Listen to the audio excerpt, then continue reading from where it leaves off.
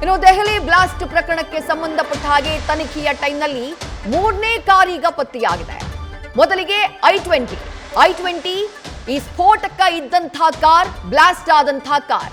ಆ ನಂತರ ಈ ಒಂದು ಪ್ರಕರಣದಲ್ಲಿ ಒಂದು ಈಕೋ ಸ್ಪೋರ್ಟ್ ಕಾರ್ನ ವಿಚಾರವೂ ಕೂಡ ಬೆಳಕಿಗೆ ಬರುತ್ತೆ. ಅದು ಕೂಡ ಬಳಕೆಯಾಗಿತ್ತು ಸಾಗಾಟ ಮಾಡುವುದಕ್ಕೆ ಅನ್ನೋದು ಬಯಲಾಗಿತ್ತು.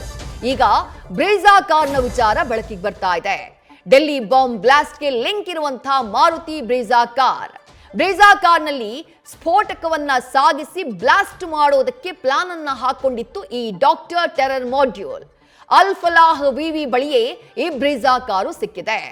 ಒಂದು ಕಾರನ್ನ i20 ಕಾರನ್ನ ನೇರವಾಗಿ ದೆಹಲಿ ತಗೊಂಡು ಬರ್ತಾನೆ ಡಾಕ್ಟರ್ ಉಮರ್.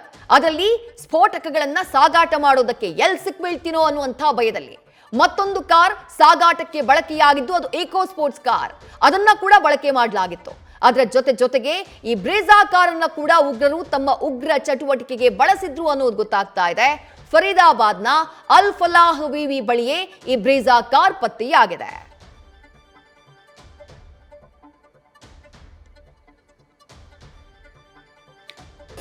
ಉಗ್ರ ಚಟುವಟಿಕೆಗಳಲ್ಲಿ ಭಾಗಿಯಾದಂತಹ ಕಾರ್ಗಳು ಯಾವ್ದು? ಮೊದಲನೇದು i20 ಕಾರ್. ಕೆಂಪು ಕೋಟೆಯ ಬಳಿ ಉಮರ್ ಕಾರನ್ನ ಓಡಿಸುವಂತಹ ಸಂದರ್ಭದಲ್ಲಿ ಏಕಾಏಕಿ ಸ್ಫೋಟ ಆಯಿತು. i20 ಕಾರ್ ದೊಡ್ಡ ಮಟ್ಟದಲ್ಲಿ ಬ್ಲಾಸ್ಟ್ ಆಗಿ 13 ಜನ ಪ್ರಾಣವನ್ನ ಕಳ್ಕೊಂಡ್ರು, ಹಲವರು ಗಾಯಗೊಂಡ್ರು. ಇಡೀ ದೇಶ ಬೆಚ್ಚಬಿತ್ತು. ಯಾಕಂದ್ರೆ ಇವರು ಸ್ಫೋಟಕವನ್ನ ಸಾಗಿಸ್ತಾ ಇದ್ದಿದ್ದು i20 ಕಾರ್ನಲ್ಲಿ. ಮತ್ತೊಂದು ಕಾರ್ ಉಗ್ರ ಚಟುವಟಿಕೆಯಲ್ಲಿ ಬಳಕೆಯಾಗಿದ್ದು ಅದು ಈಕೋ ಸ್ಪೋರ್ಟ್ ಕಾರ್. ಅದನ್ನ ಕೂಡ ಈಗಾಗಲೇ ರಿಕವರಿ ಮಾಡುವಂತಹ, ಸೀಸ್ ಮಾಡುವಂತಹ ಕೆಲಸವನ್ನ ಮಾಡಲಾಗಿದೆ. ಡಾಕ್ಟರ್ ಉಮರ್ ಸಂಬಂಧಿ ಫಹೀಂ ಪಾರ್ಕ್ ಮಾಡಿದ್ದಂತಹ ಕಾರ್ ಇದು. ಮತ್ತೊಂದು ಕಾರ್, ಮೂರನೇ ಕಾರ್ ಬ್ರೀಜಾ ಕಾರ್ ಫರೀದಾಬಾದ್ನ, ಹರಿಯಾಣದ ಫರೀದಾಬಾದ್ನ ಅಲ್ ಫಲಾಹ್ ಯೂನಿವರ್ಸಿಟಿ ಬಳಿ ನಿಲ್ಲಿಸಿದ್ದು ಪತ್ತೆಯಾಗಿದೆ. ಆ ಕಾರನ್ನ ಕೂಡ ವಶಕ್ಕೆ ಪಡೆಯುವಂತಹ ಕೆಲಸವನ್ನ ತನಿಖಾಧಿಕಾರಿಗಳು ಮಾಡಿದ್ದಾರೆ.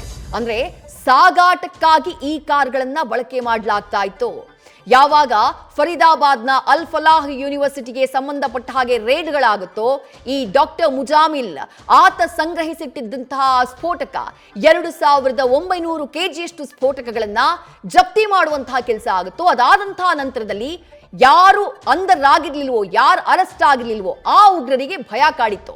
ಎಲ್ಲಿ ತಾವು ಕೂಡ ಸಿಕ್ಕಿಬೀಳ್ತಾರೋ ಅನ್ನುವಂತಹ ಭಯ, ಎಲ್ಲಿ ತಮ್ಮ ಬಳಿ ಇರುವಂತಹ ಸ್ಫೋಟಕ ತನಿಖಾಧಿಕಾರಿಗಳ ಪಾಲಾಗುತ್ತೋ ಅನ್ನುವಂತಹ ಆತಂಕ ಕಾಡಿತ್ತು. ಆಗ್ಲೇ ಉಮರ್ i20 ಕಾರ್ನಲ್ಲಿ ಆ ಸ್ಫೋಟಕಗಳನ್ನ ಇಟ್ಕೊಂಡು ರಾಷ್ಟ್ರ ರಾಜಧಾನಿ ದೆಹಲಿಯತ್ತ ಪ್ರಯಾಣ ಬೆಳೆಸಿತ್ತು. ಈಗ ಪ್ರಕರಣಕ್ಕೆ ಸಂಬಂಧಪಟ್ಟ ಹಾಗೆ ಇಡೀ ಬ್ಲಾಸ್ಟ್ ನಲ್ಲಿ 3 ಕಾರ್ಗಳ ಪಾತ್ರ ಇರುವುದು ಬೆಳಕಿಗೆ ಬಂದಿದೆ.